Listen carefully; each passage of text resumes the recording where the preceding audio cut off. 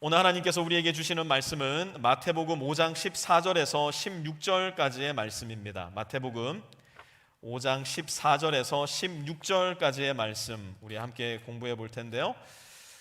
말씀 찾으신 분들은 자리에 다 일어나셔서 우리 5장 14절에서 16절까지 세 절의 말씀 우리 한 목소리로 또박또박 읽어보도록 하겠습니다. 마태복음 5장 14절에서 16절까지 말씀입니다. 시작.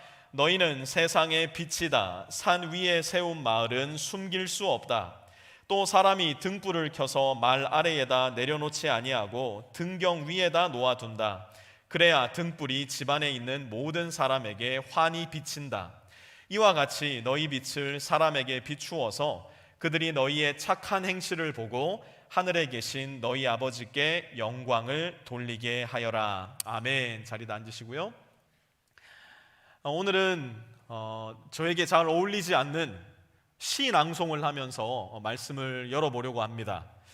정호승 시인이라는 분이 쓴 수선화에게라는 제목의 시가 있는데요. 중간에 생략이 되기는 하겠지만 한번 눈으로 보시면서 제가 읽는 시를 한번 들어보시기 바랍니다.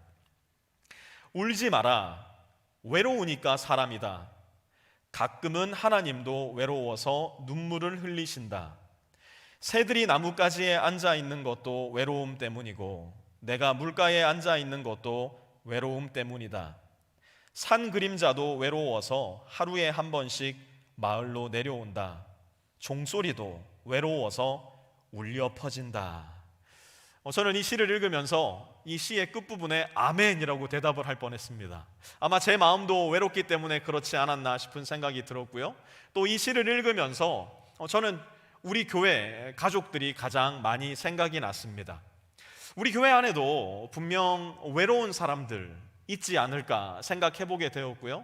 또 이 힘들고 외로운 이민 생활 가운데 주일날 한번 교회를 오는 이유도 어떤 성도님들에게는 그 외로움 때문이 아닐까 생각을 해보게 되었습니다.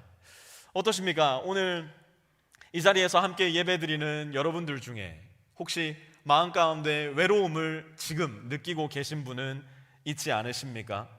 교회까지 왔는데도 이 마음의 외로움이 해결되지 않아서 교회 문을 열고 밖으로 나갈 때마다 헛헛한 그 마음 해결되지 않아서 고민하시는 분들 혹시 계시지는 않으십니까?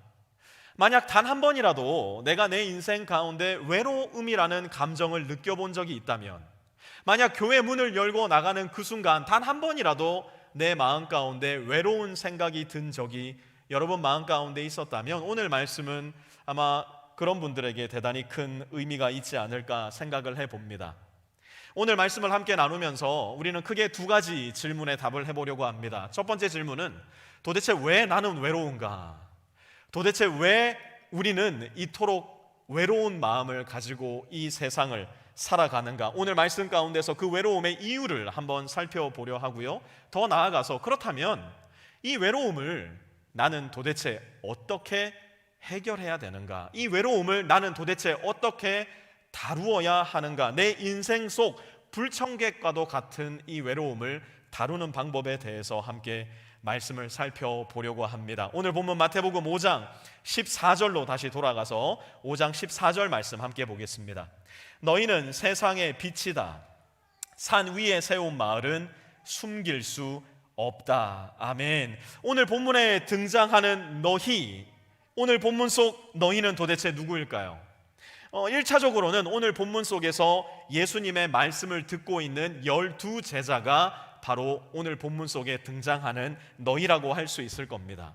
그리고 그 제자들이 전한 복음을 듣고 구원받은 또 다른 예수님의 제자들, 그들이 전한 복음을 듣고 또다시 예수님의 제자가 된 우리도 오늘 본문 속 너희에 해당하는 세상의 빛이 될 수 있을 겁니다. 여기서 우리가 한 가지 주의를 기울여야 할 것은 무엇이냐?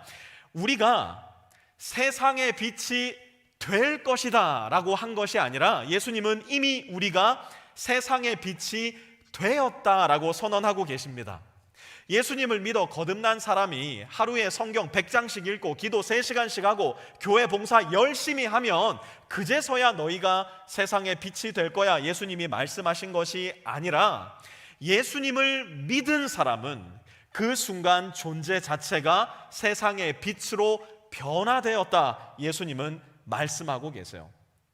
여러분, 오늘 본문에 등장하는 제자들의 모습을 한번 상상해 보시기 바랍니다. 예수님은 이제 막 예수를 따라 나서기 시작한, 소위 말해서 풋내기 그리스도인들에게 말씀하신 거예요. 뭐라고 말씀하셨나요? 너희는 세상의 빛이라.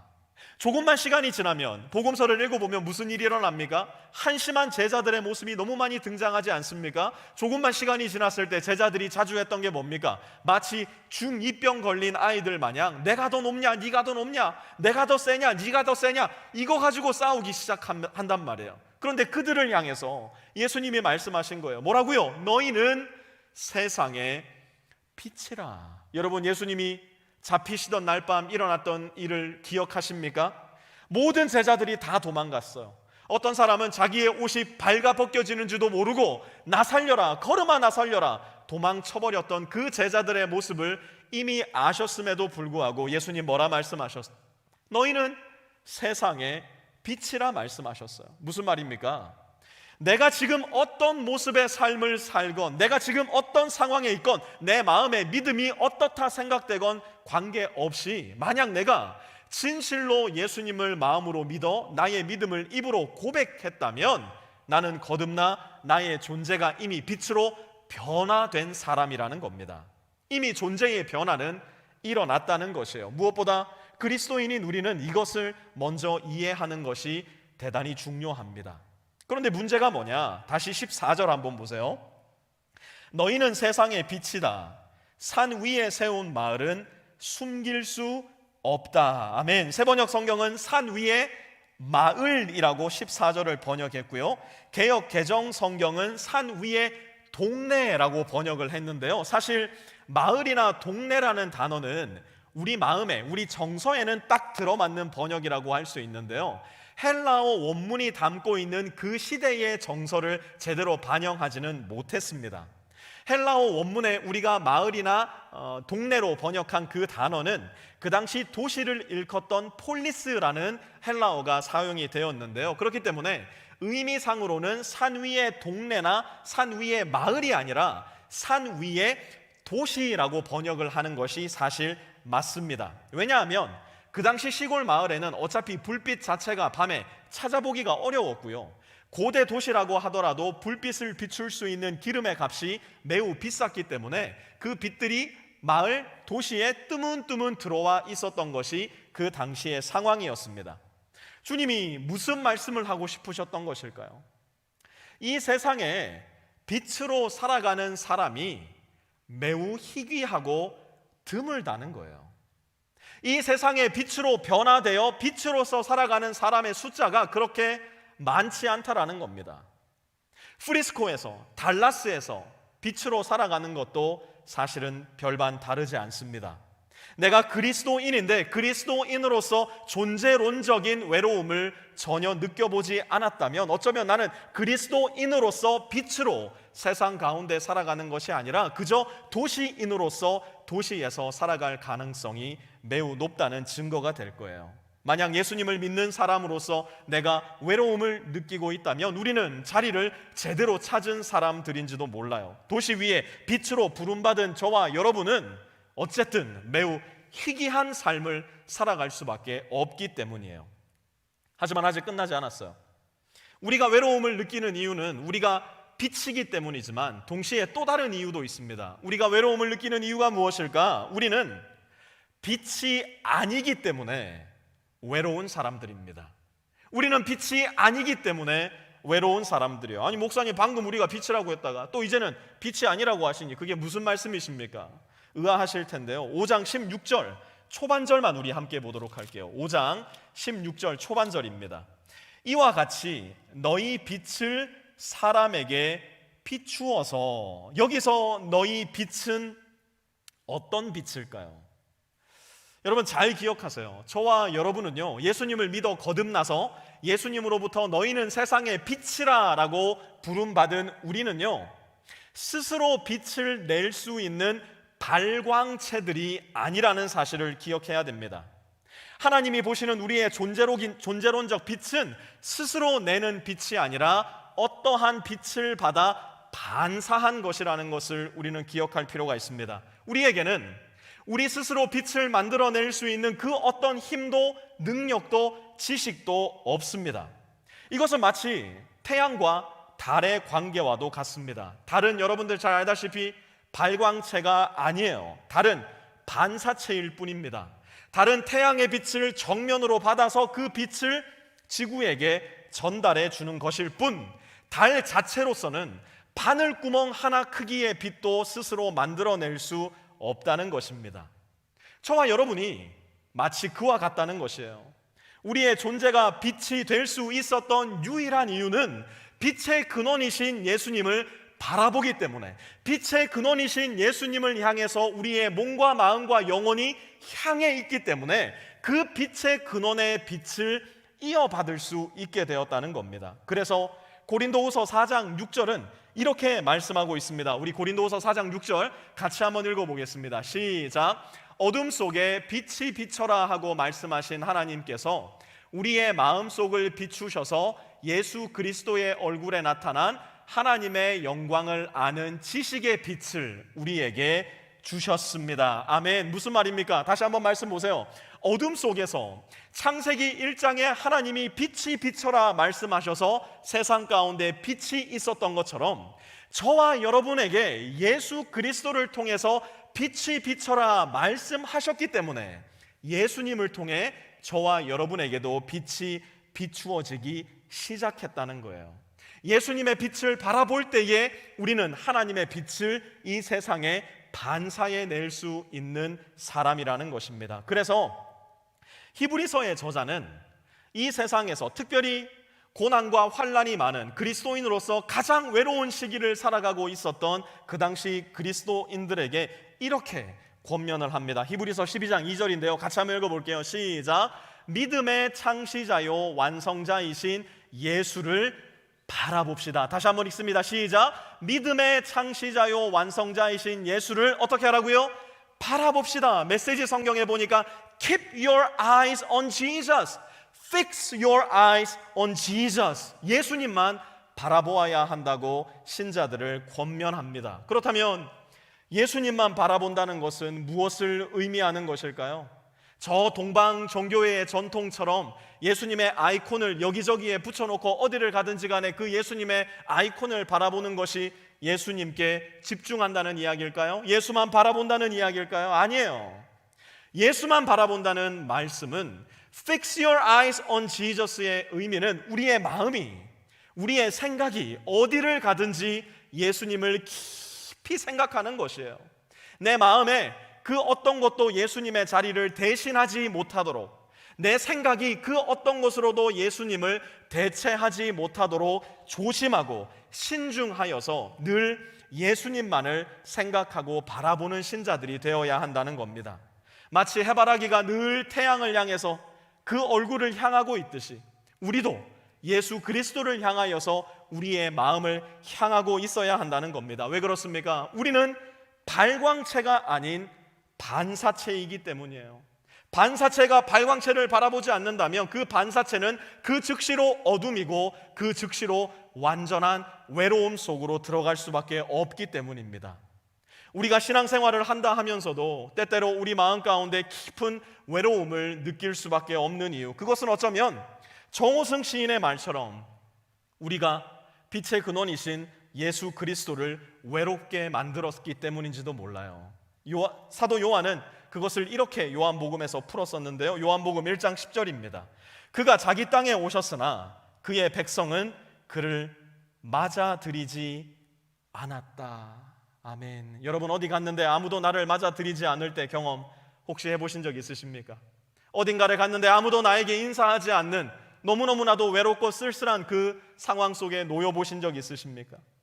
예수님이 이곳에 오셨지만, 지금 예수님이 이곳에 오셔서 우리 한 사람 한 사람의 마음문을 두드리고 있지만, 우리가 그 예수님을 향하여서 우리의 얼굴을 향하지 않는다면, 우리가 그 예수님을 향해서 우리의 마음문을 열지 않는다면, 우리도 지금 예수님을 문 밖에 홀로 두어 외롭게 만들고 있는 사람, 그래서 나도 외로운 사람으로 발견되고 있는 것인지도 몰라요. 그렇다면 이러한 존재론적 외로움을 가지고 있는 우리는 이제 어떻게 해야 할 것인가? 이 외로움을 내 삶 가운데서, 내 마음 가운데서, 내 영혼 가운데서 어떻게 다루어내야 할 것인가? 우리는 이 외로움을 해결하기 위해서 이 사실을 잘 기억해야 됩니다. 우리는 빛을 통해 보는 사람들이에요. 빛을 통해 보는 사람. 이것이 무슨 말인가? 마태복음 5장 15절 함께 봅니다. 우리 같이 한번 5장 15절 읽어보겠습니다. 시작.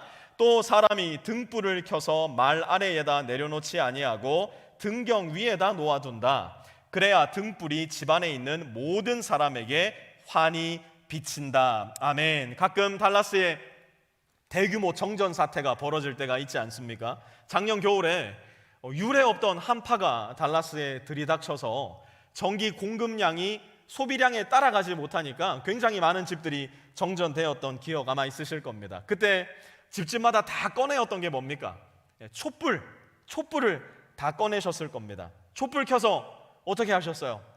촛불을 켜가지고 이렇게 테이블 밑에다 놓아두셨던 분은 아무도 없을 겁니다. 촛불을 켜서 다 테이블 위에다가 혹은 높은 선반 위에다가 두어서 여러 부분들을 촛불이 비추어 줄 수 있도록 하셨을 거예요. 그러면 한번 잘 보세요.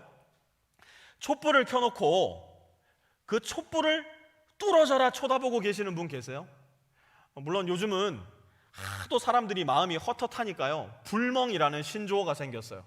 캠핑 가가지고 불을 멍 때리면서 보고 있는 게 요즘 우리 세대의 유행이기도 합니다. 하지만 불빛의 용도는 그 불빛 자체를 그렇게 멍하니 보고 있는 것은 아니라는 거 잘 아실 거예요. 촛불을 켜는 이유는 그 촛불 자체를 보기 위한 것이 아니라 그 촛불이 비추어 주는 다른 모든 것들을 보기 위함이에요. 태양이 빛의 근원이라고 해가지고 아침마다 그 태양을 이렇게 쳐다보고 있으면요, 우리 눈이 그날로 그냥 멀어버립니다. 태양의 빛은 우리로 하여금 태양빛이 비추어 주는 모든 것을 보게 해주는 것이에요. 예수님이 바로 그런 분이세요. 우리는 예수님을 알고 예수님을 믿고 예수님을 사랑하기 때문에, 그렇게 예수님을 바라보기 때문에 예수님을 통해서 빛을 얻게 된 사람들이에요. 그리고 그 빛이 있기 때문에 그 빛을 통해서 비로소 세상을 제대로 볼 수 있게 된 겁니다. 세상을 제대로 해석할 수 있는 능력이 우리 가운데 생겨나게 된 거예요. 왜요? 어둠 속에 빛이 비추어졌으니까요. 무엇보다 이 빛을 통해서 내 이웃들을 제대로 바라볼 수 있는 힘과 능력이 여러분에게는 주어지기 시작했어요. 이전에는 보기만 하면 믿고, 보기만 하면 싫고, 보기만 하면 외면하고 싶었던 사람이 있었을 수도 있을 겁니다. 그런데 예수께서 비추어 주시는 빛을 받고 그 빛을 통해서 내 이웃들을 보게 되니 무슨 생각이 듭니까? 이 사람은 내가 미워해야 될 사람이 아니라 이 사람은 내가 안아주고 품어주어야 할 사람이구나. 이 사람은 내가 험담하고 비난해야 될 사람이 아니라 내가 품어주고 안아주어야 될 사람이구나. 이 사람도 하나님이 존귀하게 여기시고 사랑하시는 아름다운 사람이구나. 우리는 예수 그리스도의 빛을 비추어서 그 빛을 내 이웃들에게 비추기 시작할 때 비로소 어둠 속에 감추어져 있었던 한 사람의 존귀와 영광의 무게를 발견할 수 있게 되는 것이에요. 여러분 잘 아시는, 어린 시절에 한 번씩 다 보셨을 텐데, 어린 왕자라는 소설을 쓴 생텍쥐페르라는 소설가, 여러분 잘 아실 겁니다. 그분이 이런 이야기를 하신 적이 있어요. 한번 들어보세요. 인간이 외로운 것은 사람이 없어서가 아니라 만남이 없어서라는 것을, 만남이 없는 모든 장소가 사막이라는 것을, 사막은 도시에도 있다는 것을. 저는 인정하고 싶지 않지만 사막은 우리 교회에도 있어요. 우리 교회 안에서 헛헛한 외로움을 느낄 수밖에 없는 사막과도 같은 경험을 하시는 분들이 이 자리에도 분명히 계실 겁니다. 그렇기 때문에 우리는 만나야 됩니다. 그렇기 때문에 우리는 서로를 알아야 합니다. 그렇기 때문에 우리는 서로를 사랑하기로 결정해야 합니다. 외로운 나의 빛과 외로운 너의 빛이 만나서 서로에게 따스한 빛을 비추어 줄 수 있는 장소가 바로 이곳이 되어야 합니다. 그렇게 나의 빛이 너의 아름다움을 비추어 주고 너의 빛이 나의 외로움을 비추어 줌으로 말미암아 서로의 아름다움을 드러내주고 서로의 아름다움을 통해서 예수 그리스도의 아름다움을 발견하는 일이 계속해서 일어나야 됩니다. 여전히 작고 여전히 미약하며 여전히 외로운 너와 나라는 빛이 함께 만나 연결되고 그 빛을 통해 하나님의 말씀과 세상을 바라봄으로 주님을 닮는 성장의 여정을 걸어가며 너와 내가 여전히 부족하고 여전히 꼴보기 싫을 때 많으며 여전히 내 마음 가운데 분노가 생길 때도 있지만 그럼에도 불구하고 주님께서 나를 사랑하셨으니 나도 당신을 사랑하기로 결정합니다. 그렇게 우리 주 예수를 닮아가는 예수 그리스도의 장성한 분량에 다다르는 것, 그 일을 우리 교회 안에서 또한 각각의 라이프팀 안에서 시작해 보자는 겁니다.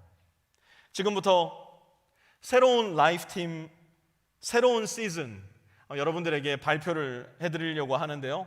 새로운 시즌에는 총 10개의 팀이 구성이 되었습니다. 작년 7개 팀과 청년 3개 팀이 올해 새로운 시즌 라이프팀을 시작하게 될 텐데요. 내일이 레이버데이라 가지고 또 막 지금 밖에 폭우가 쏟아져 가지고 오늘 사실은 라이프팀의 구성원들이 많이 참석하지는 못했습니다. 그럼에도 불구하고 오늘 함께 발표되는 이 명단을 보시고 한 시즌 동안 나와 함께할 우리의 팀원들이라는 거, 그리고 오늘 첫 모임을 갖게 되는 분들이라는 거 여러분 기억해 주시면 좋겠습니다. 먼저 각 라이프팀의 코치를 여러분들에게 발표하려고 하는데요. 이 코치는 만약에 여러분들이 보시고 나는 이 코치와는 같이 못하겠다 싶으신 분들 계시다면 저에게 오셔서 그냥 살짝 얘기만 해주십시오. 이 코치 싫다 그러면 어쩔 수 없습니다. 제가 바꿔드릴 수밖에 없는데요. 마음 상할 수도 있으니까 살짝 오셔서 말씀하셔야 됩니다. 막 대놓고 나는 이 코치가 싫어요 막 이렇게 하시면 안 돼요. 아시겠죠? 올 시즌 각 팀의 코치를 공개합니다. 네. 마음에 안 드시면 말씀하세요. 바꿔드리겠습니다. 근데 딴 데 가셔야 돼요. 그러면 방법이 없습니다. 우리 10개의 팀의 헤드 코치는 우리 예수님께서 우리를 맡아주실 텐데요. 우리 각 팀의 코치가 되시는 예수님을 환영하고 또 예수님 1년 동안 잘 부탁합니다. 우리 팀 잘 이끌어 주십시오 라는 의미로 우리 예수님 생각하면서 환영의 박수 한번 하도록 하겠습니다. 이제 팀원들을 공개하려고 하는데요. 또 이것도 주의하셔야 될 게 있어요.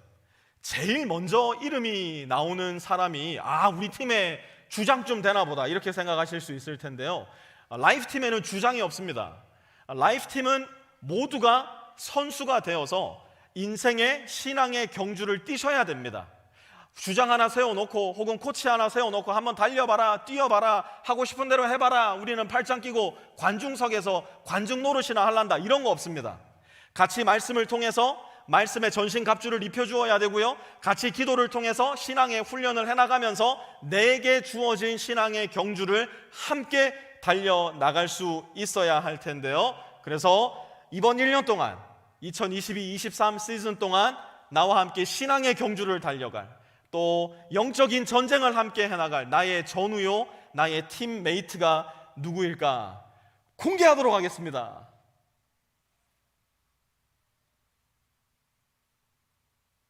글자가 너무 작나요? 어쩔 수 없어요. 이걸 한 페이지에다 넣으려고 그러니까 글자 크기가 자꾸 줄어들어가지고 이렇게 됐는데 한번 뚫어져라 계속 쳐다보세요. 그리고 제가 한 가지 여러분들께 말씀드립니다. 이 인원을 이렇게 조정을 하다 보니까 제가 크로스 책을 한 50번을 한 것 같아요. 그런데 매해 연마다 크로스 책을 그렇게 하는데도 꼭 이름이 빠지신 분들이 계시더라고요. 혹시 내 이름이 빠졌다면 올해는 성령의 기름 부으심이 나에게 있겠구나, 이렇게 또 사탄 마귀가 나에게 시험을 주는구나, 그 생각하시고 저한테 꼭 말씀해 주시기 바랍니다. 이름이 빠지신 분들, 내가 신청을 했는데 이름이 빠지신 분들에게는 제가 정말 좋은 식사를 대접해드리고 바로 팀 안에 집어넣도록 하겠습니다. 이렇게 이름을 좀 바꾸고 또 팀을 계속 기도하면서 바꾸다 보니까 이렇게 좀 이름이 빠지고 그러신 분들이 항상 매년마다 조금씩 생기게 되는데요. 정말 만약에 그렇게 되신 분들이 있다면 죄송스럽게 생각을 하고요. 그렇게 되신 분들 꼭 저에게 말씀해 주셨으면 좋겠습니다. 우리 이렇게 한 팀이 구성이 되어서 한 시즌 동안 함께 신앙의 경주를 해나가게 될 텐데요. 하나님께서 한 팀으로 불러주신 나의 형제 자매들 감사합니다. 1년 동안 신실하게 믿음의 경주를 해나가겠습니다. 우리 서로를 환영하는 박수 한번 하도록 하겠습니다. 그리고 이제 마지막으로 올 시즌에는 각 팀마다 말씀 헬퍼가 한 명씩 붙게 될 겁니다. 이분들은 바꿔드리기가 좀 어렵습니다. 왜냐하면 바꿔도 니나 내나 다 좋으신 분들이에요. 뭐 바꿔도 이렇게 선한 것이 별로 없습니다. 그냥 다 비슷해요. 다 똑같아요. 그래서 그냥 받아들여 주셨으면 좋겠어요. 우리 말씀 헬퍼가 제일 좋은 헬퍼구나, 그렇게 생각하시면 될 텐데요. 각 팀 헬퍼들을 공개합니다. 네, 이분들이 여러분들 라이프팀의 말씀 헬퍼가 될 텐데요. 이분들이 무엇을 할 것인가에 앞서서 이제 앞으로 22년, 23년 한 시즌 동안 우리 라이프팀에서 무엇을 하게 될 것인가에 대해서 여러분에게 간략하게 말씀을 드리려고 합니다. 지난주에 이미 말씀드린 것처럼 이번 시즌 라이프팀 모임부터는 월요일부터 금요일까지 오늘의 말씀 코치가 세워지게 될 겁니다. 오늘 예배 후에 각 팀별로 흩어져서 가장 먼저 하셔야 할 일이 바로 이 일입니다. 각 팀에서 월요일부터 금요일까지의 말씀 코치를 세우게 될 텐데요. 라이프팀에 소속된 분들은 한 명도 빠짐없이 하루 많지도 않습니다. 하루 말씀 코치 역할을 맡아주셔야 됩니다. 오늘 내일 레이버데이다 뭐다 해서 라이프팀 모임에 참석하지 못하시는 분 계실 텐데요. 모여 있는 분들이, 그런 분들은 임의로 어떤 요일에 말씀 코치를 할지 결정을 해주시면 됩니다. 그래서 오늘 예배 후 라이프팀 모임 때 오늘의 말씀 코치, 월요일의 말씀 코치, 화요일의 말씀 코치, 수요일의 말씀 코치를 정해주시고 우리 라이프팀 카톡방을 만드신 다음에 또 헬퍼도 초대해 주신 다음에, 예를 들자면 이런 식으로 공지를 해주시면 됩니다. 우리 말씀 라이프팀 코치의 라이프팀의 오늘의 말씀 코치인데요. 이런 식으로 여러분들도 월요일, 화요일, 수요일, 목요일, 금요일, 그래서 어떤 라이프팀은 하루에 2명씩 말씀 코치가 나올 수도 있고요. 어떤 라이프팀은 일주일에 2번은 2명이 하고 3번은 1명이 말씀 코치를 맡게 되는 일도 있을 겁니다. 우리 다시 한번 우리 모두가, 또 오늘 영상으로 예배 드리시는 가정에 있는 성도님들도 분명하게 기억할 수 있었으면 좋겠어요.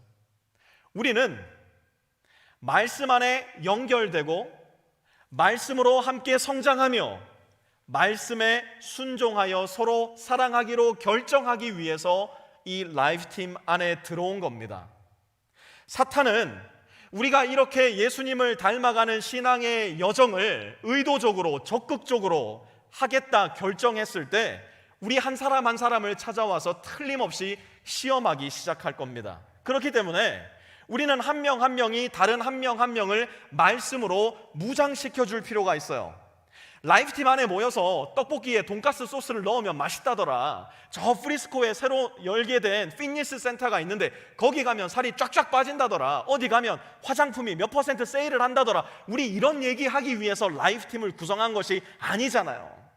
라이프팀을 왜 구성했습니까? 예수님 말씀대로 살아보려고, 예수님 말씀 읽기 힘든데 이 말씀 한번 읽어보려고, 예수님이 나를 사랑하신 것처럼 나도 당신을 사랑해보기 위해서, 그리스도인이 되기 위해 라이프팀에 들어오게 된 거잖아요. 그거 혼자서는 죽었다 깨어나도 못하니까 내가 당신 손 붙잡고 함께 해보겠습니다, 나의 형제와 나의 자매 손을 붙잡고 함께 해보겠습니다, 그것이 라이프팀에 들어온 이유라는 거 우리는 분명 기억해야 됩니다. 그런데 분명 말씀 나눔이 대단히 어색한 분들 계실 거예요. 정직하게 이야기하자면, 목사님 저는 내 스스로 이 말씀이라는 것을 열어본 적이 단 한 번도 없습니다, 말씀해야 되는 분들도 이 자리에는 분명 계실 거예요. 그런 나이기 때문에 다른 누군가에게 내가 읽은 말씀을 나눈다, 내가 읽은 말씀의 묵상 내용을 써서 보내어준다. 이것은 어쩌면 너무나 가식적이고 불편하게 느껴질 수도 있을 거예요. 그것이 사실 우리가 시작해야 될 신앙 여정의 필수 과정입니다. 왜요? 우리는 이미 빛이 되었기 때문이에요. 그 빛이 하나님의 빛을 바라보아야 되기 때문이에요.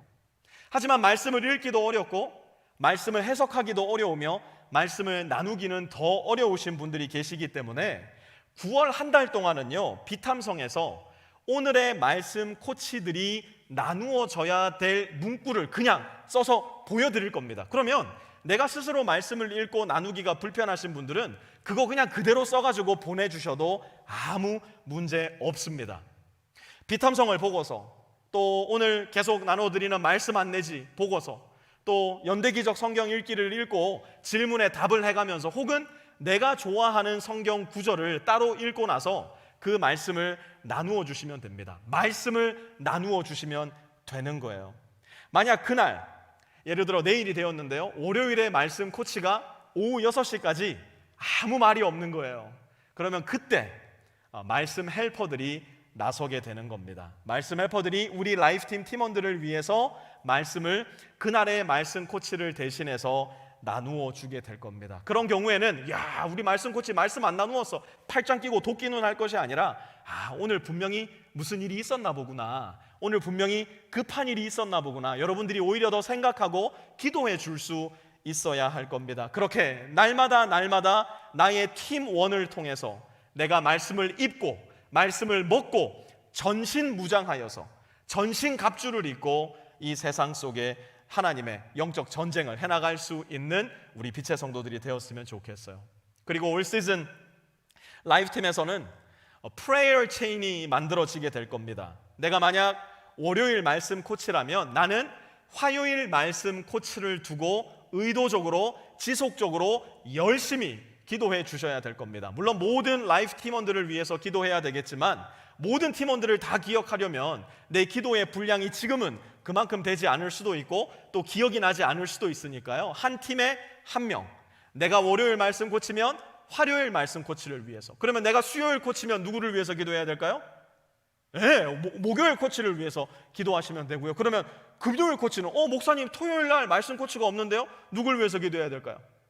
네, 한 바퀴 돌아가지고 월요일 코치를 위해서 기도해 주시면 되는 겁니다. 그렇게 날마다 누군가의 기도 체인의 한 조각이 되어서 우리 라이프팀이 기도로 하나로 묶여 있을 수 있는 일들, 그것을 함께 연습해 보려고 합니다. 라이프팀 모임은 한 달에 2번씩 공식적으로 가지게 될 거고요, 비공식적으로는 얼마든지 더 많은 횟수로 여러분들이 모이셔도 좋습니다. 첫째 주에는 이제 코비드에 대한 염려가, 또 공포심이 거의 대부분 물러간 상태이기 때문에 첫째 주에는 우리가 아주 오래전에 했던 것처럼 밥상 모임으로 나눔을 갖게 될 겁니다. 매월 첫째 주, 주일 예배 후에 모임을 갖는 것이 아니라 매월 첫째 주에는 금요일이나 토요일, 혹은 팀원들의 사정에 따라서 주중에도 괜찮은데요, 우리 라이프팀의 한 가정에서, 우리 청년 라이프팀의 한 명의 집에서 모임을 갖게 될 겁니다. 첫째 주 밥상 모임을 할 때는 자기 가정이, 혹은 청년인 내가 먹을 만큼의 분량의 음식을 가져가셔야 됩니다. 호스팅하는 가정이 모든 것을 다 준비하시면 절대로 안 됩니다. 자기 가정이나 한 청년이 먹을 분량의 음식을 반드시 가져가셔야 되고요, 누군가의 신앙 양심을 지켜주기 위해서, 누군가의 신앙이 유혹을 받지 않게 하기 위해서 라이프팀 모임 안에서 음주를 하는 것은 엄격하게 금하도록 하겠습니다. 교회 전체의 유익을 위해서, 또한 교회의 덕을 위해서 음주는 절제해 주시고 자제해 주시기를 부탁을 드립니다. 혹 어떤 라이프팀에서든지 간에 음주를 한다는 이야기가 들려온다면 다시 한번 말씀드립니다. 교회 전체의 유익과 덕을 위해서 그 라이프팀은 다시 재조정을 하도록 하겠습니다. 식사를 마치고 나면 해당 주간의 모임 안내지를 따라서 라이프팀 모임을 진행해 주시면 되고요, 셋째 주일에는, 매월 셋째 주일에는 지난 시즌 모임처럼 예배 후에 지정된 클래스룸으로, 오늘 여러분들이 만나게 될 그 클래스룸으로 가셔서 함께 모임을 진행해 주시면 됩니다. 이번 달은 첫 모임이기 때문에 오늘 첫째 주일과 다다음 주 셋째 주일 모두 교회에서 말씀 후에 바로 모임을 갖도록 하겠습니다. 하여튼 다른 날은 몰라도 라이프 팀이 있는 날만큼은 다른 일 다 제쳐두고 꼭 함께 오셔서 예배를 드리고 모임을 나누어 주시기를 부탁을 드립니다. 여러분, 우리가 보세요. 우리 예성이 막 즐거워서 웃고 난리 났잖아요. 지금 라이프팀 모임 한다니까 막 되게 좋아하잖아요. 우리도 다 그렇게 되게 좋아해야 되는 거예요. 근데 사실 이거 되게 힘든 일이에요. 이거 되게 귀찮은 일이에요. 이거 내 체력의 소비, 내 재정의 소비, 내 정서적 소비도 적지 않게 들어가는 일이에요. 그럼에도 불구하고 우리가 이 일을 시작해 보려는 이유는 무엇인가요? 나를 보면 알아요. 여러분, 나라는 빛은 대단히 작고 대단히 연약하고 대단히 외로운 빛이에요. 그 누구도 그것을 부인하기는 어려울 거예요. 그렇기 때문에 나의 작은 빛이 너의 작은 빛을 만나야 됩니다. 나라는 외로운 빛이 너라는 외로운 빛을 만나야 돼요. 우리라는 빛이 되어서 우리가 함께 빛의 근원이신 예수님을 바라보는 일을 계속해서 연습해 나가야 됩니다. 우리의 작고 외로운 빛이 그렇게 하나가 되었을 때 우리의 빛은 조금 더 따뜻하고 큰 빛이 될 수 있을 거고요. 그렇게 커지고 따뜻해진 빛을 통해서 어둠이라는 세상은 저와 여러분을 통해 예수님이라는 빛의 근원을 볼 수 있게 되는 거예요. 지난주에 신방을 하는데 한 가정에서 궁금한 게 있다면서 이 질문을 하셨어요. 그 질문이 참 재밌었습니다. 우리 교회의 특징을 그대로 보여주는 질문이었어요. 목사님, 우리 교회는 혹시 앞에 앉으면 안 되나요? 그 질문을 하시더라고요. 혹시 앞에 앉는 게 금지되어 있나요? 그러니까 지금 딱 보세요. 다 뒤에 앉아 있거든요.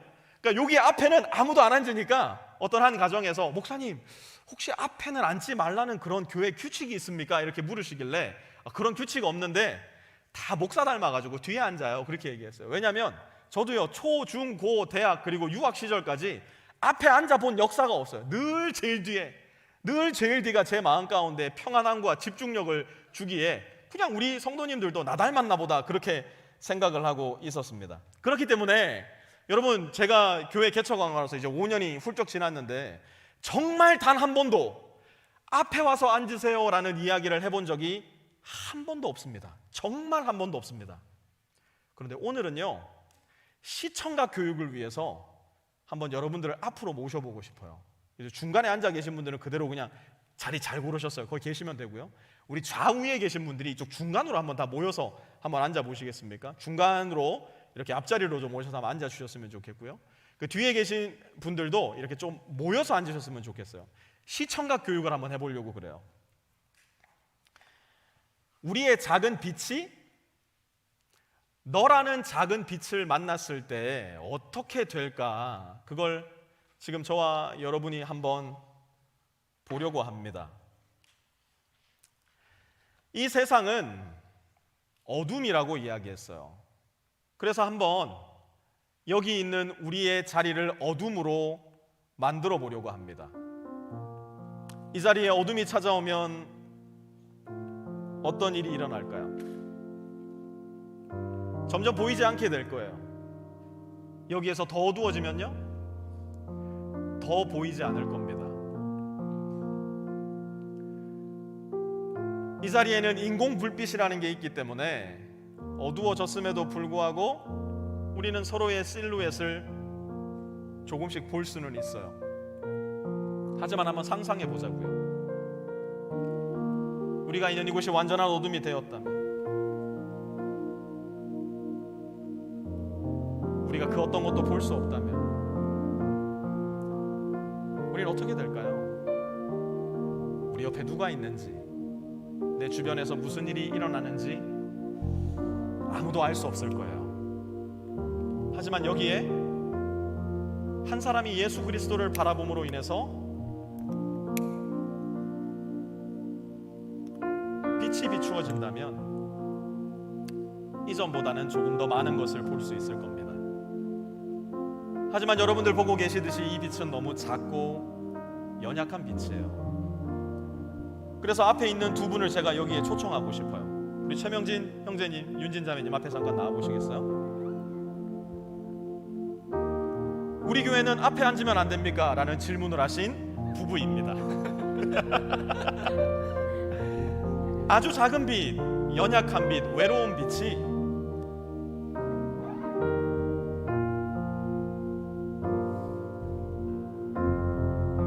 너에게 빛을 나누면 이제 우리의 빛은 조금 더 밝은 빛이 됩니다. 이제 두 분이 다른 외로운 사람들에게로 가서 이 빛을 비춰주시겠습니까?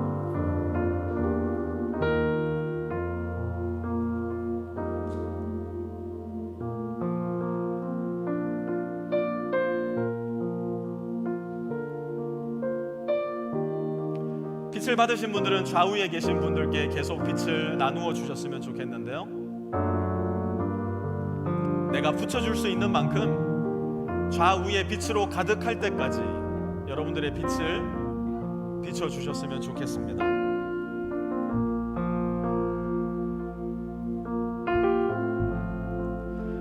분명 제가 처음 들었던 이 빛은 너무 나약하고 너무 작고 외로운 빛이었어요. 하지만 그 빛이 내 곁에 있는 또 다른 사람을 만나서 나누어지고 또 다른 사람을 만나서 나누어졌을 때 이제 우리는 더 이상 작은 빛이라고 말할 수는 없을 겁니다.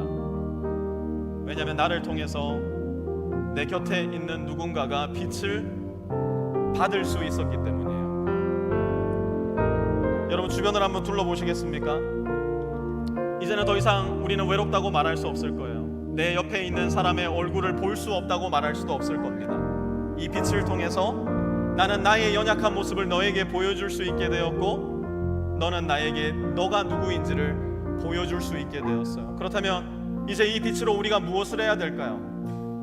우리 주님이 말씀하신 그대로 하면 됩니다. 우리는 산 위에 서 있는 동네이고 마을이고 도시입니다.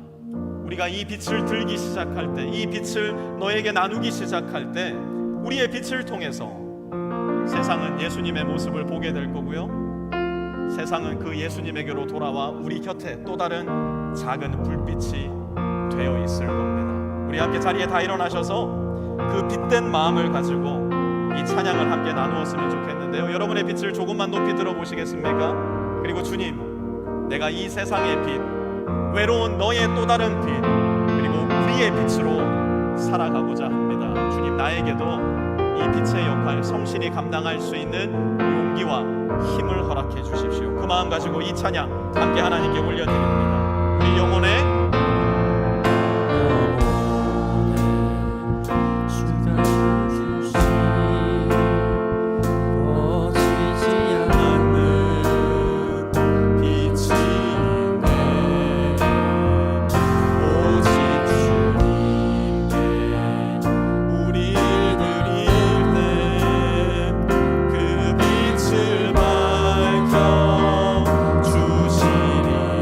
고백합니다.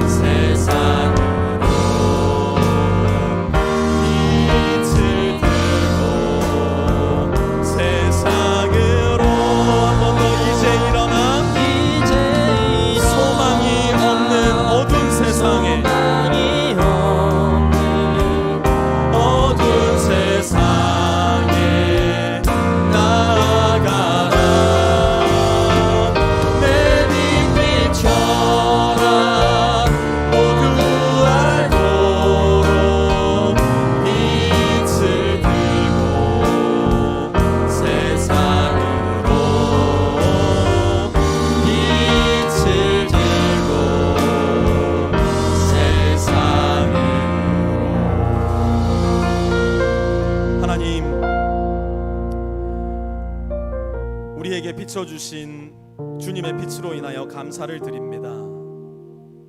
이제 우리에게 주어진 영광스러운 의무 그리고 특권, 이 빛을 세상 가운데로 들고 나갈 수 있는 용기를 우리에게 허락하여 주시고, 그 이전에 주님께서 나에게 붙여주신 사랑하는 형제 자매와 함께 이 빛을 성실하게 나눔으로 말미암아 함께 주님을 알고 주님을 믿어 주님 안에 성장해 나가며 그리스도의 장성한 분량에까지 이르러 갈 수 있는 아름다운 우리 교회, 그리고 10개의 라이프팀 될 수 있도록 하나님께서 은혜 베풀어 주시옵소서. 특별히 첫 모임을 갖는 모든 라이프팀 가운데 하나님의 은총과 복으로 함께하여 주시고, 말씀을 나누고 기도를 하며 서로 간에 격려하고 사랑하고 나눔 가운데 우리가 더욱더 단단하고 더욱더 튼튼한 주님의 군사요 병사요 예수 그리스도의 제자로 변화되어 갈 수 있도록 하나님 은혜 베풀어 주시옵소서. 이제는 우리 주 예수 그리스도의 은혜와 하나님 아버지의 무한하신 사랑하심과 성령의 내주 교통하심이 오늘 이 자리에 머리 숙여 예배드리며 이 세상의 빛이 되리라, 너에게 빛이 되리라 다짐하며 내가 외롭고 연약하지만 또 다른 외롭고 연약한 빛들을 향해 나아가기로 작정하며 다짐하는 우리 모든 빛의 성도들 머리 위에와 그들의 가정 위에, 직장 위에, 기업 위에, 학업 위에 이제로부터 영원까지 함께하옵시기를 간절히 축원하옵나이다. 아멘.